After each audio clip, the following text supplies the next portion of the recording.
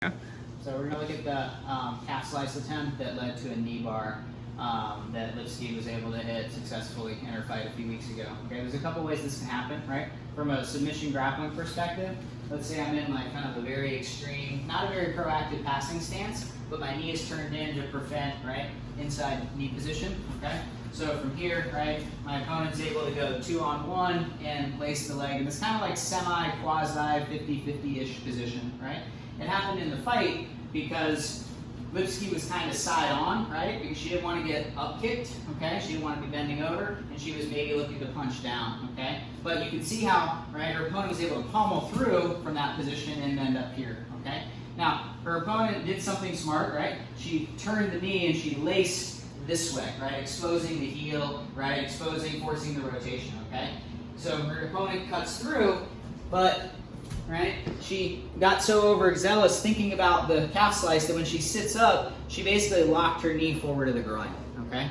Now, there was a little bit of time, right, where Lipski had to kind of bring the knee back into alignment, keep your hands locked, but her opponent's insistence on the calf slicer, which seemed there, is why her knee was stuck, right? I think her head was back up against the cage. And so it was easy from here for her to fall off to the side, right, and finish the knee bar. Here, maybe I'm fighting in, she right, cuts the angle, right, she drops through, and as she sat up, right, her foot was on the mat, right, and the knee was forward to the groin, right?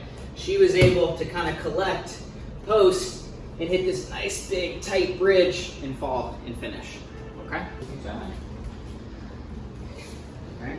Regardless of how I get there, right, a lot of entries, I'd come through, I'd throw up. If I'm gonna cut this angle and force the calf slice, right, one, right, I wanna keep this knee through. I can sit up with my knee to the outside, right, and attack the calf slice. And if nothing else, force my opponent to bail, turn the other way, go the other way, right, and then look to come up. Again, safer way, right, from here, right, scoot, catch, right. What I don't want to do is lace here and leave this knee to the inside. This knee is always exposed, right? So if you notice, if I'm going to force this attack, I lace and then switch, right? If I switch this knee, the inside knee, groin side, in, if Taylor reaches back to pull my knee through, right, the other knee, right, it's not there, right? It can't happen, okay? And now I'm safer, relatively, sitting up and looking for the calf slice. Again, I'm assuming he knows enough to bail. When he bails, right, whichever way he goes, right, I keep his foot, right, and then look to come up.